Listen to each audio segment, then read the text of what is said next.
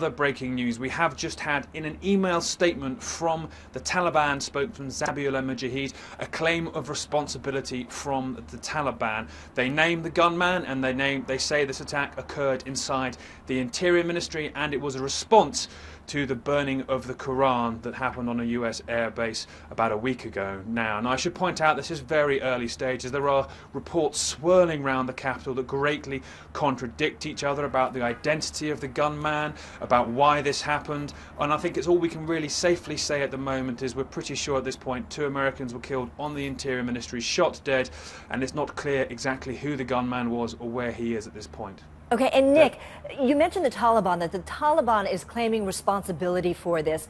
Are they using this unintentional Quran burning, are they using that as a lightning rod to really just get public anger and focus it on U.S. troops that still remain there? Are they the one who are fomenting all of this? There is that concern. The Taliban very early on demanded that the Afghan people rise up against foreigners because of this Quran burning. They have in the past fairly frequently tried to claim responsibility for attacks in which Afghans attack Americans. Instances like this, they often come up with the name of the attacker reasonably early on in a bid to show as evidence that they are right and that their explanation is correct. This is still very early days here, but yes, certainly this would suggest that the man they refer to as one of their brave mujahideen, and it's always really hard to work out exactly how much involvement the Taliban have had in these things while they're being prepared, that this man is in fact responsible, Deb.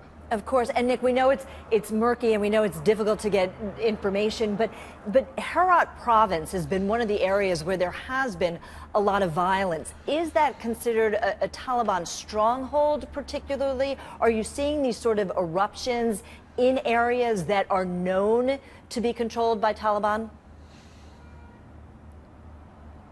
Let's just be clear, this incident with the 2 dead Americans occurred in Kabul in the Interior Ministry. One you would think of the safest places where American advisors could work in Afghanistan. And that will spark a huge concern, I think, amongst normal ISAF officers. Where do they really feel safe? We don't know exactly why this incident occurred, but I'm sure that's going through the minds of many Americans at this particular point. Separately, yes, you refer to Herat, where we saw much of the violence yesterday, the attack, or certainly a violent protest around the US consulate. Herat is not a dangerous place, really. It's not supposed to be. There are numbers of Taliban or warlord-controlled communities on its outskirts, but Herat itself, no, that's supposed to be quiet. It's near Iran. It's not conventionally a Taliban stronghold at all, and I think the concerns about the Herat protest were this reflected perhaps broadly felt anger simply amongst Afghans, not something really the insurgency was playing into, Deb.